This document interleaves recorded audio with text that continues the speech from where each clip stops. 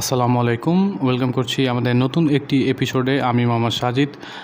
আজকে কথা বলবো রিয়েলমি C30কে নিয়ে। এই ফোনটি অনেক কম প্রাইসের মধ্যে আসবে, অনেক কম প্রাইসের মধ্যে, এবং আমাদের আজকের যে ফোনগুলো মিড বাজেট রেঞ্জের যে ফোনগুলো হয়ে থাকে একদম সেম টু সেম ওইরকমই দেখতে এবং খুব ভালো ভালো ফিচার্স নিয়ে আসবে।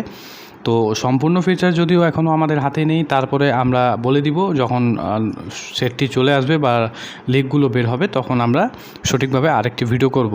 তো এই ফোনটির প্রাইস নিয়েও কথা বলবো, অনেক কম প্রাইসের মধ্যে পাবেন। একটু ভিডিওটা আপনারা দেখতে থাকেন, আমি ইনশাল্লাহ সব কিছু জানানোর চেষ্টা করব। তো এই ফোনটি আসলে প্রথমে আসবে ইন্ডিয়াতে রিয়েলমি C30 নামে, অ্যান্ড্রয়েড ভার্সন 11-এ আসবে। ডাবল সিম দেওয়া হয়েছে, 4G সাপোর্ট থাকবে, নো 5G, কোনো 5G থাকবে না। ফিঙ্গারপ্রিন্ট সেন্সর দেওয়া হয়েছে।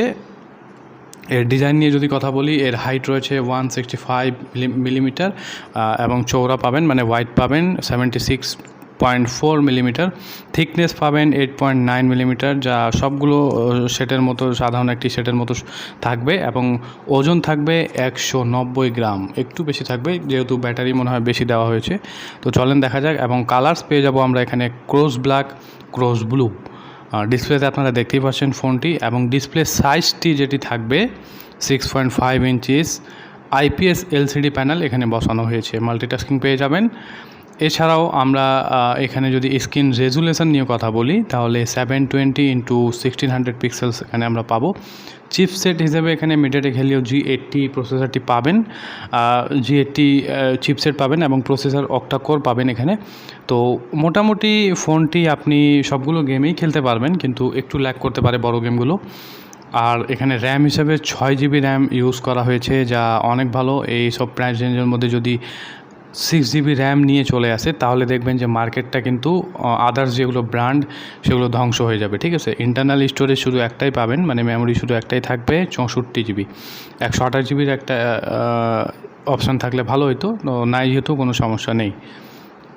এছাড়াও ক্যামেরা সেটআপ নিয়ে যদি কথা বলি, এখানে আমরা 48 মেগাপিক্সেলের মেইন ক্যামেরা পাবো, সাথে 2 মেগাপিক্সেল এবং 2 মেগাপিক্সেলের আরও দুইটি ক্যামেরা থাকবে, একটা ম্যাক্রো লেন্স এবং একটা ডেপথ সেন্সর হিসেবে থাকবে। এছাড়াও অটো ফোকাস দেওয়া হয়েছে, ফ্ল্যাশ LED ফ্ল্যাশ দেওয়া হয়েছে। আর শুটিং মোড নিয়ে যদি কথা বলি বা ক্যামেরা ফিচার্স নিয়ে কথা বলি, কন্টিনিউস শুটিং করতে পারবেন, হাই ডাইনামিক রেঞ্জ পেয়ে যাবেন যেটাকে আমরা HDR বলি।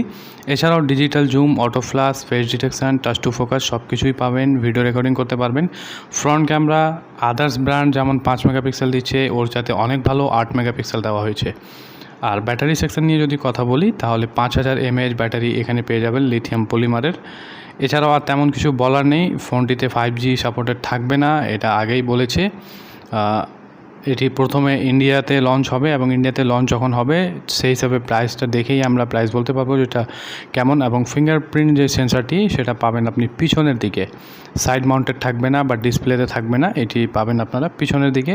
এছাড়াও অ্যাক্সেলেরোমিটার সেন্সার পেয়ে যাবেন, প্রক্সিমিটি এবং কম্পাস সেন্সার পেয়ে যাবেন। কোম্পানির সাথে 1 বছরের ম্যানুফ্যাকচার ওয়ারেন্টি আপনারা এই ফোনটির সাথে পাবেন। তো এই ফোনটির প্রাইস নিয়ে যদি কথা বলি, আমার মনে হয় এই ফোনটি লঞ্চ করবে জুন মাস বা জুলাই মাসের কাছাকাছি আর কি। আর এই ফোনটির প্রাইস ইন্ডিয়ান বাজারে 7000, মানে বাংলাদেশ বাজারে 10,000 টাকার মধ্যেই পাবেন, 9500 টাকার মধ্যে পেয়ে যাবেন ইনশাল্লাহ। তো যদি 9000 বা 10,000 টাকাও এই ফোন পান আমার মনে হয় অনেক ভালো। 6GB RAM, camera front camera 8 megapixel দেওয়া হয়েছে, 48 মেগাপিক্সেলের মেইন ক্যামেরা দেওয়া হয়েছে। তো এই ফোনটি নেওয়া অনেক বেটার হবে আমার হিসেবে, বাদবাকি আপনাদের চয়েস। আরও অনেক ফোনের আমরা রিভিউ দিচ্ছি, আপনারা সেগুলো দেখে নিয়ে নিতে পারবেন। ধন্যবাদ সবাইকে।